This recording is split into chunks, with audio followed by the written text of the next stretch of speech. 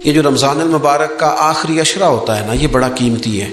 میں پہلے بھی دوستوں سے عرض کرتا رہتا ہوں کہ ہم نا یہ آخری 10 دن اکثر بازاروں میں گھوم کے گزار دیتے ہیں۔ پہلے بھی ساری خریداری کی جا سکتی ہے۔ بخاری مسلم میں حدیث ہے، سیدہ عائشہ صدیقہ رضی اللہ تعالیٰ عنہ فرماتی ہیں آخری 10 دن جو رمضان کے ہوتے تھے حضور خود بھی بیدار ہوتے تھے، ہمیں بھی بیدار کرتے تھے۔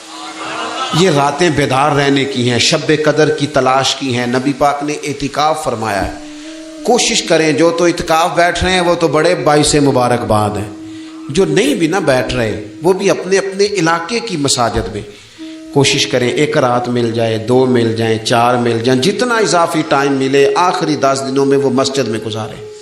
زیادہ سے زیادہ وقت قرآن پاک پڑھیں، استغفار پڑھیں، درود پاک پڑھیں، یہ 3 ہی وظیفے ان کے ساتھ۔ اور رات کا وقت کوشش کریں قیام میں گزرے، نوافل میں گزرے، جہاں جہاں بھی آپ، اس کو ہم نے ضائع نہیں کرنا۔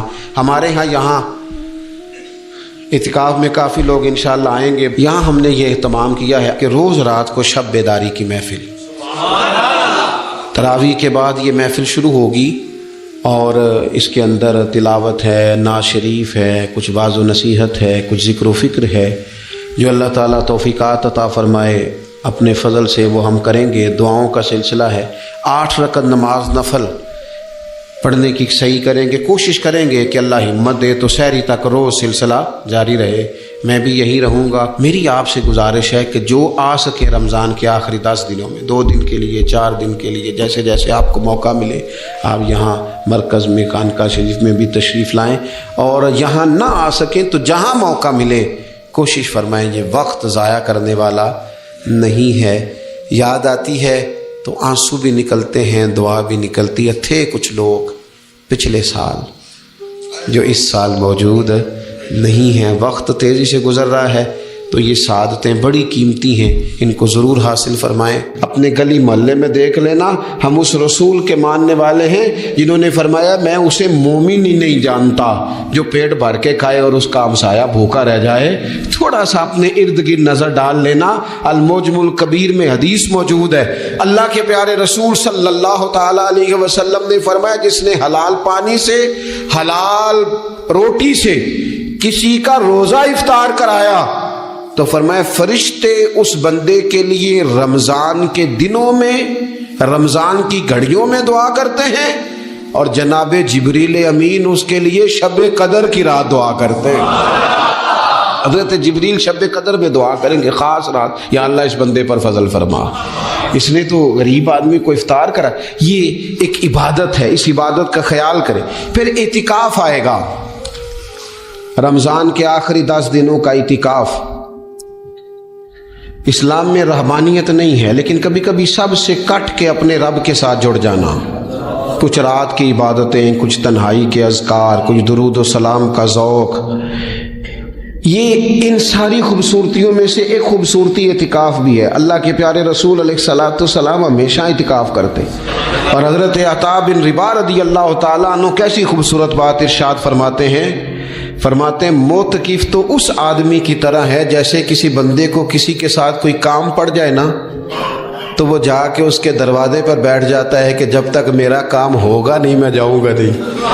فرماتے ہیں یہ اعتکاف والا بھی آ کے رب کریم کے گھر بیٹھ گیا ہے کہ جب تک تو معاف نہیں کرے گا میں جاؤں گا نہیں، جب تک تو بخشش نہیں کرے گا میں اس دروازے سے ہٹوں گا نہیں۔ حضرت ابن عباس رضی اللہ تعالیٰ عنہ نبی پاک علیہ السلام کے روضہ انور کی طرف اشارہ کر کے کہا کرتے تھے زیادہ دیر نہیں ہوئی، اشارہ کر کے کہتے تھے زیادہ دیر نہیں ہوئی، اس روضہ مبارک میں آرام فرما۔ رسول رحمت علیہ السلام سے میں نے اپنے کانوں سے سنا ہے، اور جب یہ بات ارشاد فرماتے تھے تو روتے بھی تھے۔ فرماتے ہیں میں نے خود نبی پاک علیہ الصلوۃ والسلام سے سنا ہے کہ جو شخص اللہ تعالیٰ کی رضا کے لیے 1 دن کا بھی اعتکاف کرے گا نا، اللہ تبارک و تعالیٰ اس کے اور جہنم کے درمیان 3 خندقوں کی آڑ بنا دے گا، اور فرمایا ان کی مسافت زمین و آسمان سے بھی زیادہ ہوگی۔ یہ 3 خندقیں اتنی بڑی جن کی چوڑائی زمین آسمان سے بھی زیادہ ہوگی، 1 دن اعتکاف کر لے تو اللہ اس بندے کو دوزخ سے اتنا دور فرما دے گا۔ تو تو بہت سارے لوگ ہیں جن کو بڑا ٹائم ملتا ہے چھٹیاں گزارنے کے لیے، کبھی کسی سیاحتی مقام پر، کبھی کسی سیاحتی مقام پر، خرچہ بھی مل جاتا ہے، کام بھی ہو جاتا ہے، سارے سلسلے بن جاتے ہیں، بڑی بڑی جگہوں پہ لوگ جا کے ٹائم گزارتے ہیں۔ تو ایسا نہ ہو کہ 10 دن اللہ کے گھر میں بھی گزارے جائیں۔ علماء نے لکھا ہے کہ کوشش تو کریں ہر سال اعتکاف ہو، نہ ہو سکے تو چلو چند سالوں کے بعد ہو جائے، اور فرماتے ہیں کہ زندگی میں ایک دفعہ تو اس سنت کو ضرور ادا کرنا چاہیے۔ کوئی بندہ ایسا نہ ہو جو محروم رہ جائے، زندگی میں ایک بار صحیح پر اعتکاف کے ساتھ اپنے آپ کو وابستہ ضرور کرے۔ رمضان المبارک کے اندر آخری عشرہ شب قدر کی تلاش کا عشرہ ہے۔ اللہ کے پیارے رسول صلی اللہ تعالیٰ علیہ وسلم ان 10 دنوں میں خود بھی عبادت کرتے تھے اور گھر والوں کو بھی جگایا کرتے تھے، اور اپنے اہل خانہ کو تاکید فرماتے تھے کہ اٹھو اٹھو، آگے بڑھو، یہ آرام کرنے کے دن نہیں ہیں۔ ہمارے ہاں یہ ہوتا ہے کہ وہ جو آخری 10 دن زیادہ عبادت کے تھے، شب قدر کی تلاش کے تھے، وہ آخری 10 دن سارے بازار میں گزر جاتے ہیں، کپڑے سلوائے جا رہے ہیں، کپڑے خریدے جا رہے ہیں، جوتے خریدے جا رہے ہیں، واپس کیے جا رہے ہیں، دوبارہ لیے جا رہے ہیں، سفر ہو رہا ہے، آنا جانا ہو رہا ہے، عیدیاں بٹ رہی ہیں۔ تو یہ سارے کام جو آخری عشرے میں کرنے ہیں، جو زیادہ عبادت کے دن تھے، وہ سارے کام تو رمضان سے بھی پہلے کر لینے چاہیے۔ کپڑے رمضان سے پہلے خریدے جائیں، پہلے سلوا لیے جائیں، جوتے پہلے لے لیے جائیں، ضرورت کے کام پہلے کر لیے جائیں، جہاں آپ کو جو بانٹنا ہے وہ رمضان سے پہلے کریں۔ وہ مفت کی اپنے دل کو مطمئن کرنا کہ اب میرے پاس یہ بڑے میں خیر کا کام کرنے نکلا ہوا ہوں، میں عیدی بانٹنے جا رہا ہوں، یہ پہلے بانٹنے تھے۔ یہ عجیب بات ہے کہ جو زیادہ وقت مسجد میں گزارنے کا ٹائم تھا وہ سارا ہم نے ضائع کر دیا، وہ ادھر ادھر بازاروں کی نظر ہو گیا، میل ملاپ کی نظر ہو گیا۔ تو اگر چیزوں کو مرتب کیا جائے، میں تو دوستوں سے کہا کرتا ہوں، زکوٰۃ کا حساب، صدقات کا حساب، صدقات فطر کا حساب، جتنے بھی روٹین کے کام ہیں اس کو کوشش کریں رمضان شریف سے پہلے آپ ترتیب دیں، آپ ان چیزوں کو پہلے سے مرتب کریں تاکہ وہ بہترین ہو جائیں۔ ہم تو اس دین کے ماننے والے ہیں جہاں نیت کرو تو اجر شروع ہو جاتا ہے۔ آپ رمضان کی نیت سے جو آج خرچ کریں گے اس کو اللہ تعالیٰ رمضان کے ثواب کے برابر ہی اجر عطا فرمائے گا۔ لیکن وہ ہم نا کچھ لوگ بڑا ایک صاحب مجھ سے کہنے لگے، جی میں نے سنا صدقہ فطر آخری عشرے میں ہی دینا چاہیے۔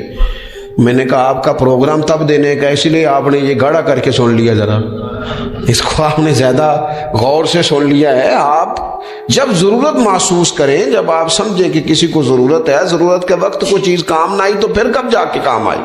تو میری آپ سے یہ اپیل رہے گی کہ پہلے سے چیزوں کو مرتب کریں، معاملات کو پہلے سے طے کریں۔ وہ لوگ بڑے اچھے ہوتے ہیں جو وقت پر منصوبہ بندی کرتے ہیں، جو چیزوں کو ٹائم پہ مرتب کرتے ہیں۔ وہ ٹائم جو ہمارا بالکل اللہ کی بارگاہ میں حاضری کا ہے، عبادات کا ہے، اگر وہ سارا گاڑیوں کی نظر ہو جائے گا، اسفار کی نظر ہو جائے گا تو ہم نے حاصل کیا کیا۔ ایک بات آخر میں بڑے درد کے ساتھ آپ کی خدمت میں عرض کرنی ہے، ہر سال کہتا ہوں، اس سال بھی کہوں گا، ذاتی اخراجات کو کچھ کم کیا جائے۔ ذاتی اخراجات نہ کچھ لوگوں کے بہت زیادہ ہیں، ان کے اپنے لباس کے، کپڑوں کے، اور وہ اخراج میں نے پچھلے جمعے بھی کہا تھا، اسلام ذبائش کی اجازت دیتا ہے، نمائش کی اجازت نہیں دیتا۔ نمائش والے کام اگر تھوڑے چھوڑ دیے جائیں کچھ بھی نہیں ہوتا۔ میں تو شاید اگر میں سینکڑوں کہہ دوں تو غلط نہیں ہوگا، لیکن 20 تو لوگ ایسے ضرور ہوں گے کہ جو عید ساری سو کے گزارتے ہیں، سارا دن سوئے رہتے ہیں۔ پتہ نہیں وہ اتنے مہنگے مہنگے کپڑے کس لیے خریدتے ہیں، عید کی نماز پڑھی سو گئے، اور بھئی آپ کا فون بند تھا، جی میں سو رہا تھا جی، تو بھئی وہ جو آپ نے 1.5 مہینہ درزی کے پاس آنا جانا لگایا وہ کس مقصد کا؟ رات کوئی پہننا تو کوئی پرانا جوڑا پہن لیتے۔ ایسی مصیبت کیا بنی ہوئی تھی؟ اتنے مہنگے کپڑے خریدے، اتنا مہنگا جوتا لیا اور دن سارا سو کے گزار دیا۔ ذاتی اخراجات کم کریں۔ پتہ کیا ہے، فرق بہت بڑھتا جا رہا ہے، بہت بڑھتا جا رہا ہے۔ یعنی ایک جگہ پہ چیزیں پڑی ہیں، خراب ہو گئی ہیں، کھانے کا ٹائم نہیں، پہننے کا ٹائم نہیں، اور ایک جگہ وہ ہے کہ جہاں لوگ دوائی کو ترس رہے ہیں۔ گندم امیر شہر کی ہوتی رہی خراب، اور بچی کسی غریب کی فاقوں سے مر گئی، اور کسی نے کہا تھا کہ غریب شہر تو فاقوں سے مر گیا لیکن امیر شہر نے ہیرے سے خودکشی کر لی۔ اللہ معاف فرمائے۔ تو بہت ساری جگہوں پہ لوازمات زیادہ ہیں، اخراجات زیادہ ہیں، تکلفات زیادہ ہیں۔ اس رمضان میں مہنگائی کا جو زور ہے، حالات کی جو سنگینی ہے، اور تھوڑا پیچھے جائیں تو غریب علاقوں میں جس قسم پرسی کے ساتھ لوگ اپنا وقت بتا رہے ہیں، اگر صرف امیر لوگ اپنے کچھ ذاتی اخراجات کو کنٹرول کرنے میں کامیاب ہو جائیں تو بڑے سارے لوگ ایسے ہیں جن کے لیے وہ خوشیاں بانٹنے کا ذریعہ بنیں گے، اسباب۔ اور ویسے بھی زندگی سادہ کریں، آسان ہو جائے گی۔ رسول پاک صلی اللہ تعالی علیہ وآلہ وسلم نے پتہ روزے دار کی فضیلت کیا بیان فرمائی؟ اللہ کے محبوب صلی اللہ تعالی علیہ وسلم فرماتے ہیں کہ رب فرماتا ہے ابن آدم کا ہر عمل اس کے لیے ہے، روزہ میرے لیے، اور فرمایا میں خود جزا دوں گا روزے کی، میں خود جزا دوں گا روزے کی۔ اور حضور فرماتے ہیں روزہ ڈھال ہے، جو شخص روزہ دار ہو وہ بےہودگی سے، فحش گوئی سے اجتناب کرے۔ اور اللہ کے محبوب صلی اللہ تعالی علیہ وسلم فرماتے ہیں اگر کوئی شخص اسے گالی دے، اگر کوئی شخص اس سے جھگڑا کرنا چاہے تو پتہ کیا جواب دے؟ اسے کہے بھئی میں روزے دار ہوں، میرے منصب کا تقاضا نہیں کہ میں تیرے ساتھ الجھوں۔ اور رسول پاک صلی اللہ علیہ وسلم فرمانے لگے اوہو اتنی بڑی بات۔ حضور فرمانے لگے، یہ صحیح مسلم کے لفظ ہیں، کریم محبوب فرمانے لگے مجھے اس رب کی عزت کی قسم جس کے قبضے میں محمد عربی صلی اللہ علیہ وسلم کی جان ہے، حضور فرماتے روزہ دار کے منہ کی خوشبو اللہ تعالیٰ کے نزدیک قیامت کے دن مشک کی خوشبو سے بھی زیادہ وقت والی ہوگی۔ اس کے منہ سے جو خوشبو آتی ہے قیامت میں مشک پیچھے رہ جائے گا، اور رب کی بارگاہ میں صرف روزہ دار کے منہ سے۔ اگر تیرے منہ کی خوشبو رب کو اتنی پسند ہے تو تجھے بھی تو اپنے منصب کا خیال ہونا چاہیے کہ میں نے روزہ رکھا ہوا ہے، میں روزہ دار ہوں۔ اور میرے نبی پاک علیہ السلام کے یہ دو لفظ ہیں نا، وہ صوفیاء ہیں نا، اللہ کے نیک بندے جو ساری زندگی تڑپتے رہے کہ کبھی اے حقیقت منتظر نظر آنا لباس مجاز میں، کبھی مالک ایک دفعہ کبھی تیرا جلوہ ملے، کبھی اے حقیقت منتظر نظر آنا لباس مجاز میں۔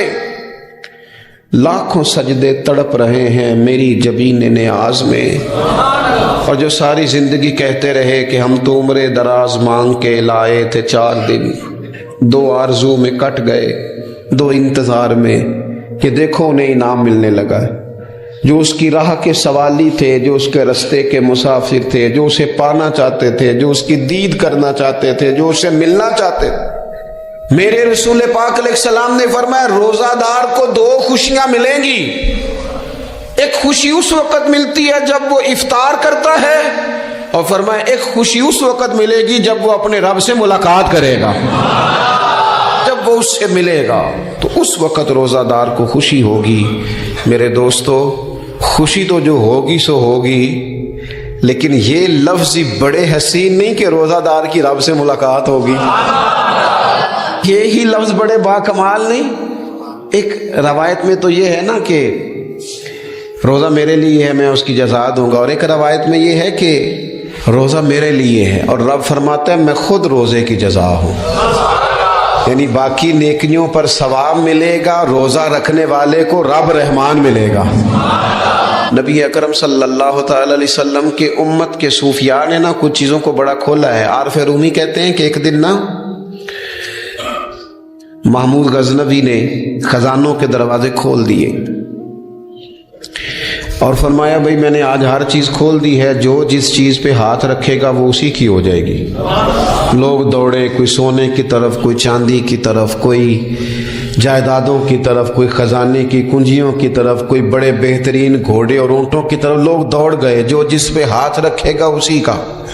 سب بھاگ گئے، ایاز بیٹھا ہے، نہ وہ حسن میں رہی شوخیاں، نہ وہ عشق میں رہی گرمیاں، نہ وہ غزنوی میں تڑپ رہی، نہ وہ خم ہے زلف ایاز میں، وہ لذتیں کہاں۔ ایاز چپ کر کے بیٹھا ہے۔ پھر محمود نے ایاز کی طرف مخاطب کر کے کہا ایاز اٹھنا نہیں، آج لوٹ سیل لگ گئی ہے، جو جس چیز پہ ہاتھ رکھے گا اسی کی۔ ایاز کہنے لگا بات پکی ہے نا؟ تو محمود خوش تھے، موڈ بڑا اچھا تھا، کہا بالکل پکی ہے۔ تو ایاز کہنے لگے چلو ٹھیک ہے۔ ایاز اٹھے، پیچھے سے جا کے نا تو محمود کے کندھے پہ ہاتھ رکھ دیا، محمود کے کندھے پہ ہاتھ رکھا۔ محمود کہنے لگے یہ کیا بات کا، آپ سے میں نے پوچھا تھا بات پکی ہے، جو جس پہ ہاتھ رکھے گا اسی کا نا۔ تو تھوڑی دیر پہلے مسکراتے چہروں میں آنسو آ گئے، ایاز بھی روئے تو محمود بھی روئے۔ کہا بادشاہ پکا رہنا، وہ جن کو خزانے چاہیے تھے وہ دوڑ گئے، مجھے تو چاہیے۔ لنگ کئی مہینے تے برس گئے تے تیری دید نو دیدے ترس گئے، تیری تو ملے گا۔ تو پھر کہا محمود نے، اس نے کہا میں وعدہ کر چکا تھا، بس ٹھیک ہے، باقیوں کے خزانے اور میں تیرا، طے ہو گئی۔ فرمایا باقی نیکیوں پر ثواب ملے گا، روزہ رکھنے والے کو رب رحمان ملے گا، اللہ کا قرب ملے گا۔ دیکھو نا، وہ خاص انسان کو کیفیت حاصل ہوتی ہے روزے میں، رب کے ہونے کا یقین۔ وہ جو صوفیاء کہتے ہیں نا مراقبہ کرو، وہ نصیب ہوتا ہے۔ یعنی کسی کو کیا پتا ہے اس کا روزہ ہے کہ نہیں، اکیلا ہے نا گھر میں، فریزر بھرا ہوا ہے، نہیں نہ کھاتا، کیوں؟ اسے پتا ہے میرا رب میرے ساتھ ہے، میرا رب مجھے دیکھ رہا ہے۔ بس یہ تصور توحید پکا ہو جاتا ہے رمضان۔ تو پھر اللہ تبارک و تعالیٰ کی بھی خاص رحمت اور کوئی خاص ہی اعزاز۔ حضور فرماتے ہیں جنت کے کئی دروازے ہیں، ایک باب الریان ہے، اس سے صرف روزہ دار گزریں گے، آواز ہوگا روزے والے آ جاؤ، وہ آ جائیں گے، فرمایا اس خاص دروازے سے گزرو، جب گزر جائیں گے تو فرمایا بند کر دو بھائی، اور کوئی نہیں گزرے گا یہاں سے، دروازہ ہی مخصوص ہے، ان کا اعزاز ہی ذرا زیادہ ہے۔ تو میرے عزیز رمضان شریف کے اندر وہ منصب کا بس خیال رکھیں کہ میں روزہ دار ہوں، اس احتیاط کے ساتھ۔ اور دوسری جو رمضان کی چند عبادات ہیں نا،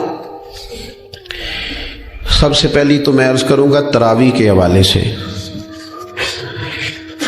یہ بات یاد رکھ لیں کہ نبی پاک علیہ الصلوۃ والسلام نے فرمایا جس نے ایمان اور احتساب کی نیت کے ساتھ رمضان میں قیام کیا، اللہ اس کے پچھلے سارے گناہوں کو معاف فرما دے گا۔ اور ایک مقام پر نبی پاک صلی اللہ تعالی علیہ وسلم نے بیان کیا، یہ مشکات میں موجود ہے، حضور فرماتے ہیں رمضان اور قرآن دونوں قیامت کے دن بندے کی شفاعت کریں گے۔ رمضان کہے گا یا اللہ میں نے اسے دن بھر کھانا کھانے سے باز رکھا اور تیری بارگاہ کے حکم کے مطابق اس نے اپنے آپ کو ان چیزوں سے بچا کے رکھا۔ اور قرآن کہے گا مالک رات میں نے اسے نیند سے روکے رکھا۔ کیا مطلب؟ اس نے کھڑے ہو کے عبادت کی، اگرچہ اس سے مراد شارحین حدیث نے تراویح بھی لیا ہے، تہجد کی نماز بھی لیا ہے، صلاۃ اللیل بھی لی ہے، لیکن میرے عزیز یہ خاص ربط ہے قرآن مجید کے ساتھ تراویح کا۔ مسنون ہے رمضان کی راتوں میں قرآن مجید اور تراویح کا پڑھنا۔ اگر تھوڑی سی نا طبیعت میں صرف تبدیلی پیدا کی جائے، میں نے دیکھا ہے کہ جو لوگ کہتے ہیں نا میرا وقت بڑا قیمتی ہے، بڑی ساری جگہوں پہ آپ کو بیٹھنا پڑتا ہے، بیٹھیں آپ 2 گھنٹے بیٹھیں، 3 گھنٹے بیٹھیں۔ میں نے دیکھا ہے لوگ جاتے ہیں کسی دفتر میں تو رات کو ہی چلے جاتے ہیں اس علاقے میں، کھڑے ہیں، پاسپورٹ کے دفتر کھڑے ہیں، شناختی کارڈ کے دفتر کھڑے ہیں، امیگریشن کی لائنوں میں کھڑے ہیں۔ کچھ ذہن تو بنائیں کہ میں نے رات کھڑے رہنا ہے اور اپنے رب کی عبادت کرنی ہے۔ تراویح کو ذرا ذوق سے آپ اگر تھوڑا ارادہ کر لیں گے نا، یعنی کوئی ایسا مشکل کام نہیں، میری تو رائے یہ ہے کہ پہلے 3-4 دن ذرا جم کے ذہن بنائیں اور تھوڑا سا نا روٹین کو بدلنے کی کوشش نہ کریں۔ جس امام صاحب کے پیچھے تراویح شروع کریں، کوشش کریں ساری وہیں پڑھیں۔ روٹین بدلنے سے بھی سستی آتی ہے، ایک دن یہاں گئے، 2 دن وہاں گئے، تو یہ روٹین بدلنے سے بھی بعض اوقات سستی آتی ہے۔ کوشش کریں ایک جگہ پہ قرآن شریف سننا شروع کریں اور پھر پورا قرآن مجید وہیں پہ سنیں اور تھوڑا ذہن بنائیں۔ میں نے دیکھا ہے ہمارے استاد صاحب اس طرح کیا کرتے تھے کہ بہت تھوڑا کھانا افطاری کے وقت، تھوڑا، اور ان سے کہا جاتا آپ بزرگ آدمی ہیں، اتنا کم کھانا کیسے نظام چلے گا؟ تو فرماتے تھے میں 1 چپاتی اور آدھی چپاتی کھا لوں گا لیکن تراویح کے بعد، اب اگر زیادہ کھانا کھاؤں گا تو طبیعت میں سستی آئے گی، میرے لیے کھڑا ہونا مشکل ہو جائے. سادہ سا کھانے کے ساتھ افطاری کی جائے گی. اور تراویح کے لیے اپنے آپ کو ذہنی کہاں ٹائم ملتا ہے سارا سال قرآن پڑھنے سننے کا؟ یہ تو اللہ نے موقع عطا فرمایا ہے. تو تھوڑا سا اگر دلچسپی پیدا کی جائے، بڑا بڑا سونا قرآن مجید پڑھا جاتا ہے مساجد میں، بچے بڑی بڑی خوبصورتی سے، تو اللہ کا شکر ہے جگہ جگہ پہ. اور مساجد کے علاوہ بھی میں نے دیکھا ہے، ہم سے لوگ مطالبہ کرتے ہیں کہ ہماری فیکٹری میں رات کو بھی کام ہوتا ہے، اتنے سارے ورکر ہیں تو بچہ کوئی مل جائے قرآن شریف سنائے، فلانی جگہ بھی اتنے لوگ ہیں تو اگر موقع مل جائے تو اگر تھوڑا ذہن بنایا جائے، شوق پیدا کیا جائے تو اللہ تعالیٰ فضل فرماتا ہے، انسان کو طاقت ملتی ہے کھڑے رہنے کی. ایک تو تراویح، روزہ تراویح، اور تیسری نبی اکرم نور مجسم شفیع معظم صلی اللہ تعالی علیہ وسلم کی امت کو اللہ تعالیٰ نے بہت ساری ایسی چیزیں اپنی رحمت سے دی ہیں کہ جن میں عمل تھوڑا ہے اجر زیادہ ہے. اس کا نتیجہ یہ نکلتا ہے کہ انسان تھوڑے وقت میں، تھوڑے ٹائم میں، تھوڑی مصروفیت میں اپنے رب کریم کے بارگاہ سے زیادہ اجر کا مستحق ہو جاتا ہے. انہی مقدس معتبر معنی خیز ایام میں ایک بڑی فضیلت، زیادہ عظمت والا مہینہ ماہ رمضان المبارک ہے. قرآن مجید نے صراحت کے ساتھ اس ماہ مقدس کا نام لیا ہے. کیا معنی ہے؟ کہ یہ وہ مقدس مہینہ ہے جس کا میرے رب کریم نے نام لیا ہے، اللہ نے نام لیا ہے. شہر رمضان الذی انزل فیہ القرآن،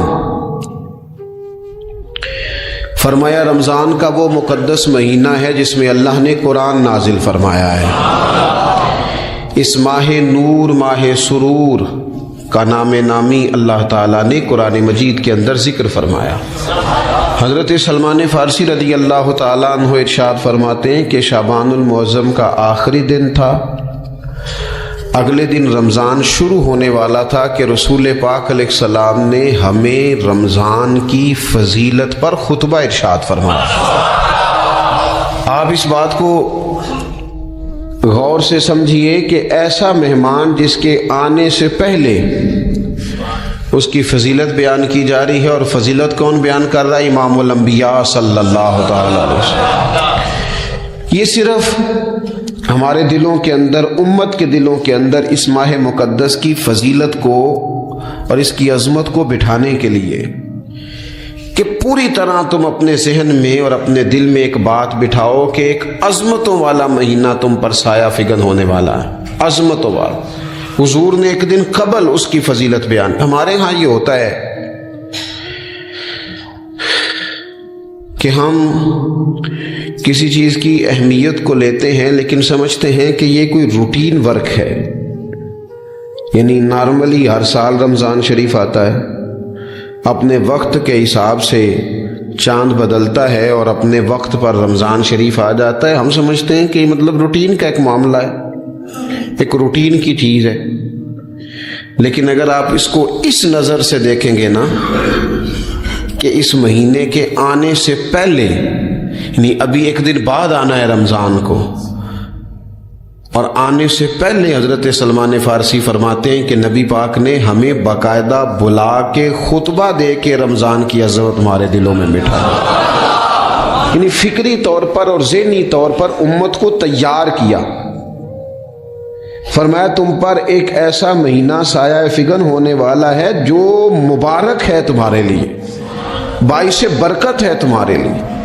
تم اپنے آپ کو ذہنی طور پر تیار کرو کہ ایک ماہ نور تمہارے قریب آ رہا ہے. جو رمضان، اسلامی عبادات جتنی بھی ہیں نا، وہ مخصوص پوجا پاٹ نہیں.